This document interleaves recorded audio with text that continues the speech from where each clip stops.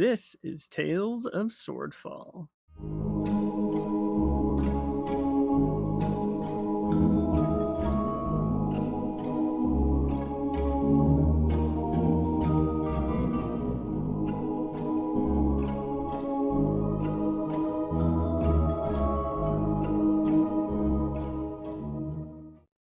Episode 30, Poker Face.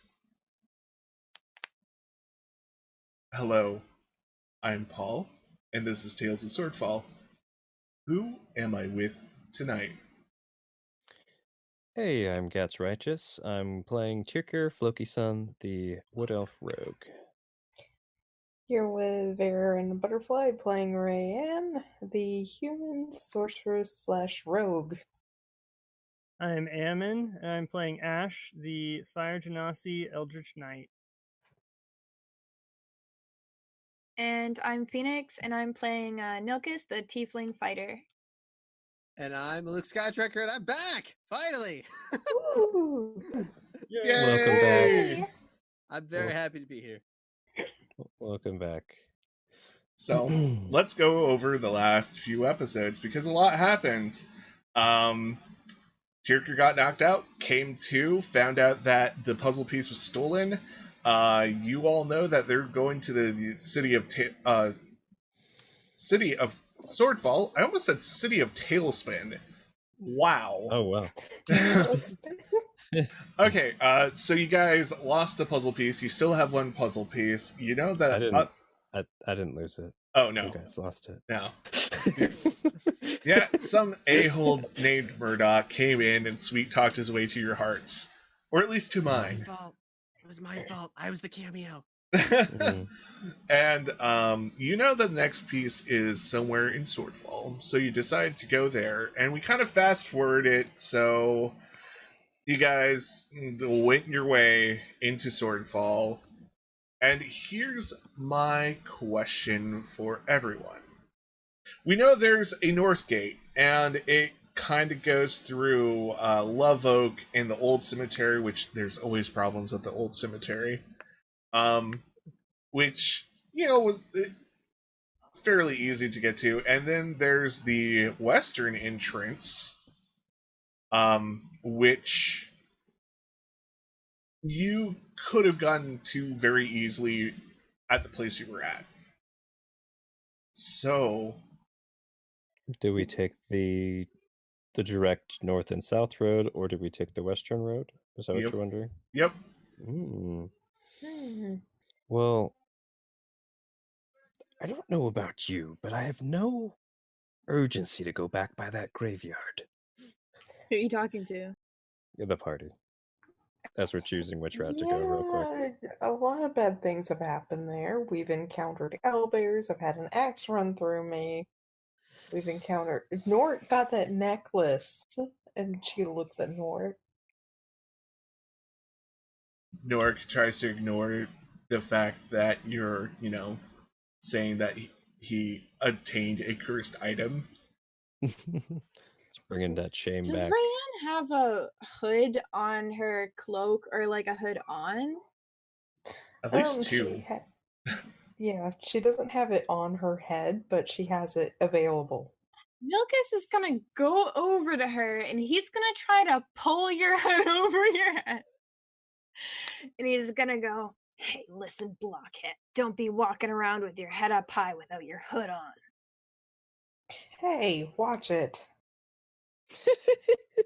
You're the one who's over here ruining my life, girl. She's gonna be like, I have my backup plan. And she pulls out her little ring. Ooh, do you use the ring? Yep. Oh, nice. Yes. Pretty jewelry. How fit. She uses the ring. Okay, give me an overall deception check. Okay. Would help if I have it out. Deception. Oh! So, what do you do to change your overall appearance, and, do you also change, how you walk and hold yourself? She tries to walk a little bit ornate, but just a little bit less sleazy looking altogether. She looks a little cleaner. She has she has her hair up in a bun and it's kind of curly looking, streaming down, and she has it like brown colored with brown eyes.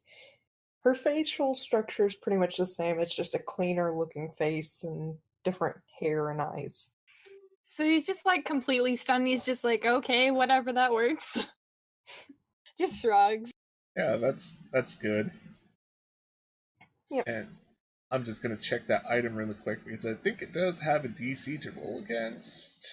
Maybe. God, you have so much stuff. Is it just casting like the disguise self spell? It's a little bit more than that. Okay, cool. That's fun. At least now I don't have to worry about a bounty. And she's saying this out loud like an idiot. See, Chicker was laughing at Nilkus picking on you, and then got sad that the game stopped. Got sad that what game stops? That you stopped pulling her hood and picking on Ryan. Oh. Everyone likes picking on Rayanne. Yeah, must be nice to be all fancy with your magic crud. I still have these horns. I can't do anything about it. Well, you could use one of these little hoods. I don't want any of your girly hoods. I'm good. I'd imagine, though, too, her outfit looks a little bit just nicer, less, I'm a rogue / She looks fancy. Does she look like maybe not royalty, but like wealthy, I guess? Not wealthy, but not Put together. a street urchin. That makes sense. Yeah. Can I roll something to see how racist Swordfall is against tieflings? You could. Or is it common knowledge? Because I don't. Yeah, you're not really from here, so roll me overall charisma. Let's see if you've heard any kind of rumors. It could even be investigation if you want. Can I also perception to see if people are like staring at my character? We'll do that once we're actually at the town. Got you. Yeah, like when we walk down the road. 17. I'm assuming, way back to your question, unless anybody opposes, I'm assuming we were going to take the western road. The road that doesn't lead to the graveyard, hopefully. Yeah. Yeah. Yeah. Preferably so. I think we're all on that.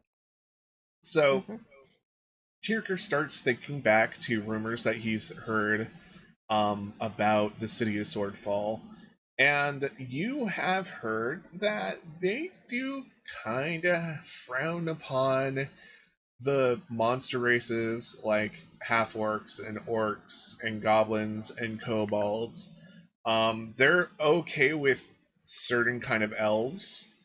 Genasi kind of go under the radar. Humans are, always neutral with everyone.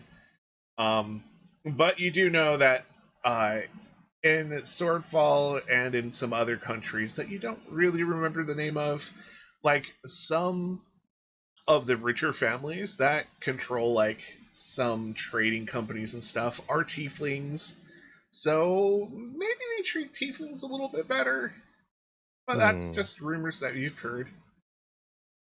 They might treat them better, or they've had to work hard enough to earn their own. Get it? Yep. But like dwarves, like people kind of herd dwarves into certain directions. Halflings usually try to stick in suburbia Swordfall. And they need their little lawns. Yeah, they gotta have their lawns and their 12 square meals a day. And then Norik looks at the narrator and it's like, I resent that. And then everything gets meta. Yep, everything gets meta. Okay. I'd like to pick up a few pieces of the shattered fourth wall. And you guys I said that's good. That's Okay. enough for me. Yep. That's all I was going to give you. Psh. So, you guys decide to take the western route down to Swordfall from where you're at. So you go through a few small towns. You go through I think it's the very human town of Warkham that boasts an inn. And that's like about a day from Granby Clearing to there. Then you... Ooh, do you take a boat ride or do you take the path down to Barmid? Quick question. Yes. Do we pass through the boat town regardless? Yes. How nice are these boats? Are there anything I haven't seen before that would be willing to travel us? Give me an investigation. I'll let you know I know quite a lot about boats. I'd imagine Rayanne has never ridden on a boat before. I would almost argue, but I'm not going to, that I could add my boat builder's tool to that roll, but up to you. Yeah, sure. Go ahead. Add 6 to that and make it 22. Okay, so you're looking for something that you haven't seen before. Haven't seen before, or is like a super sweet ride. Do you know of bullywogs? Oh, I meant as in boats. Oh no, I'm getting to that. Yes. Roll me a history check. Wouldn't that be history or nature? Either way. Yeah. Up to you. Which one? History to remember if you've ever like been with these people before. Cool. Have I? 21. Apparently, you're bros with one. So who's the bullywug that you're associated with, and why are they here in this human town? Well, they would be there in that human town, obviously trading, because it's a pretty sweet little port town. Which region are those bullywugs from is my question. Are they similar from me, or are they local? They're probably further down south. Yeah, probably somewhere around your area. Okay. Closer to the Elflands and a little bit warmer and murkier climates. Oh, cool. I mean, they'd likely be up trading and trying to rip off humans who are dumb. And maybe resupplying, gathering some stuff that they need. He's gonna use Ash as like a cover to like not distract. Not distract?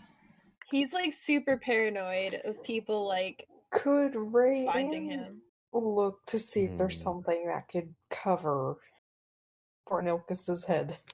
Actually, you notice the bullywug really not like looking at Ash. I mean, he's more interested in Tyrker because they're buddies. You see them do like, a fist bump or whatever.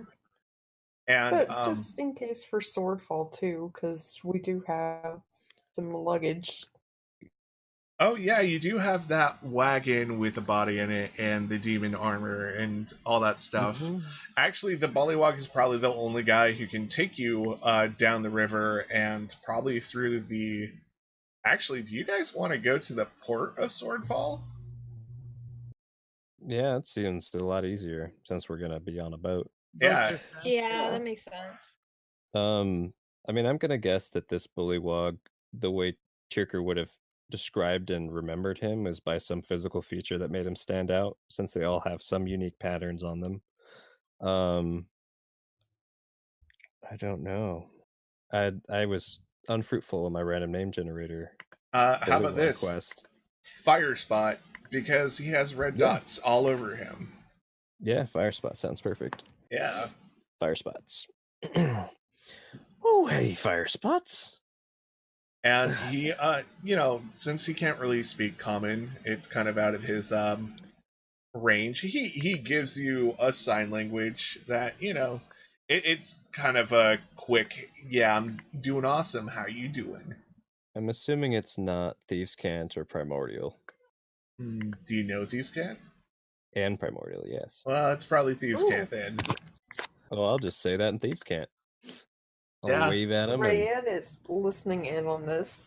It's probably more Watching like in. watching in, yeah. watching in. So basically, Tyrker's doing sign language now. Trying to, it's like a subtle sign language, but a sign language. And he's not being super subtle about it either. He's like, ah. No, like, Um, Fire Spots is probably doing it pretty enthusiastically because, you know, giant frog hands. yeah, um, he has a booming voice for Thieves' Cant. yeah, booming, loud hands. Are you traveling back towards Swordfall anytime soon? Yeah, I am. I'm gonna go there. Well, ship out this afternoon. Do you have any room on your boat for some passengers and cargo? What do you got? I turn around and I show the party and the wagon and the mule and everybody. And then I turn back around to him. What sort of thing would you be interested to transport this lot? Yeah, you're a good friend. Just let it come along. It's light load today. Oh, but surely we can compensate something. We'll figure something out on the ride. Yeah, we will. And quite satisfied with just kinship of someone that he recognizes, and you know, a friendly face. He is more than happy to take you along, and you guys find yourself on a boat ride, which saves you probably at least another like day and a half of travel. So instead of like being there in a few days, you're there probably in a few hours. Nice. Yeah. Could Rayanne do like a constitution check here? Oh, are 'Cause you? I don't know if she's been on a boat. Ooh, first roll me a history to see how. Just. Oh no, you've never been on a boat before. Is she motion sick? I Maybe. think so. Roll me a Constitution saving throw with disadvantage. Oh, disadvantage. Let me Yep. roll that again. Yeah, we're in a bay, not like a lake, too. Yeah, your stomach, like whatever you had for breakfast, which since you were in a town and Rayanne kind of eats like she's going to die the next day, was probably Yeah. quite a bit. Uh, you say hello again to Mr. Scrambled Eggs. It's not a pretty sight. It's not your best moment. And this is probably like a large, like wide bed for cargo transport type of boat, and it's not subtle when it starts rocking. And you are going down a river at first, so it does get a little turbulent. Actually, Ash and Nilkis, roll me a history to see how well you been on boats and no boats. I was about to say, if you say that she barfs on him. Now I'm thinking she's like Rayanne is classy enough to do it over the side. Yeah. Yeah, Rayanne would run to the side. Both of you can give me normal Constitution saving throws because you know you had to get to this place. Oh God, Wow, Nilkis. Ash. Ash. So like, what's your secret from not like getting motion sickness on a boat? Ash is the boat king. I mean, being born on islands helps. Yeah. I think the thing is like keeping your eye like on the horizon and not like staring down into the water at first. It's like kind of you have to equalize your balance and your senses to going up and down and floating and stuff. And then after a couple hours, you'll be fine. Nilkus, you are joining in the misery party of... Okay, so I picture this as he's making fun of Rayanne for throwing up on the boat and being a child, and then he just does the same thing right after. Nice. Because, clearly both of you are the same age. Yeah, That's clearly. so funny. At least the same maturity level, at least. Yeah. Oh my gosh. I know, it's bad when the DM starts making fun of you. You go down the river, you go out of the small town of Barmid, you get like a really quick tour by river of like a lot of these towns that are like on a river, it splits the city in two, there's bridges over the city, and then it flushes out into Swordfall Bay.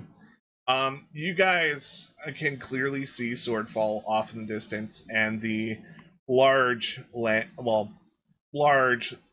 lands that lead into the rolling hills. And in the distance, you can see all the other small port towns on the other side of the bay. Far off, like somewhere between Barmid and Swordfall, you can see almost what looks like to be maybe a castle. You're not quite sure, or a very large manor. But Swordfall is the more prevalent place. You can, like, as I said, even miles away, you can see the giant sword dangling in the air. You can see the great walls, and you keep getting closer and closer to it. Until by about the evening, when things start getting dark and the city lights up, and you can see one particular part of the city like lit up with lanterns and all sorts of other things. You get into Swordfall and the docks. So near the end of our journey, Turker would kind of bring attention to the group. Our nice friend Firespots gave us a free ride, but I think I want to compensate him nonetheless. I've got a couple gold and a food of the god. If anybody else wants to chip in, let me know. Here's a gold piece. How much? And she's doing this while holding her stomach, like, here. Okay, when he sees Rayanne do this, he's gonna get jealous and feel really crappy, so he's gonna give 2 gold pieces. Rayanne is seeing this, and she's handing 3 more gold pieces. He's gonna throw 4 more gold pieces. At this point, Rayanne's like, okay, I'm done.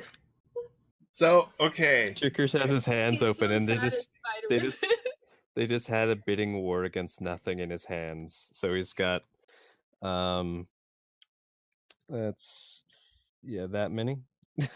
So 12 Yeah. gold, including his own, plus 1 mushroom. Thank you for listening to Tales of Swordfall.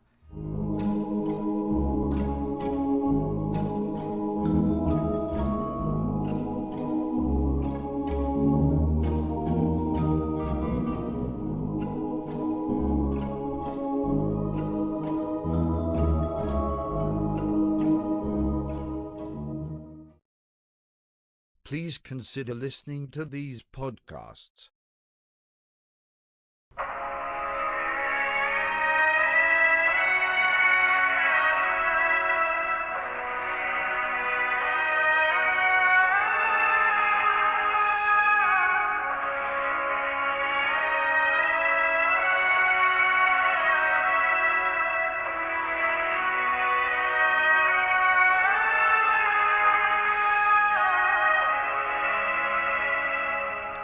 Hello everyone, and welcome to a special episode of Where the Wild Things Roll.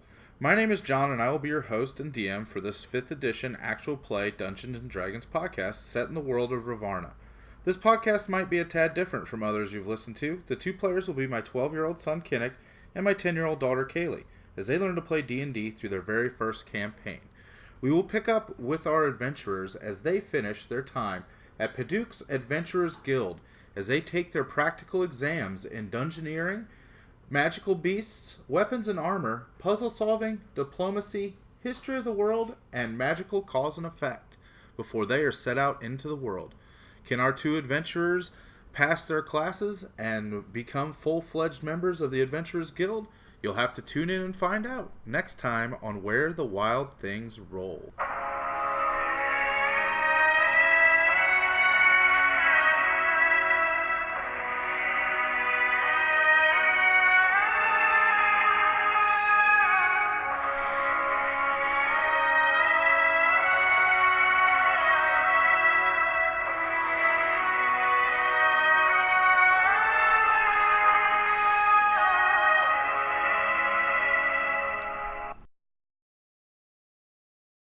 Please like, share, comment, and subscribe.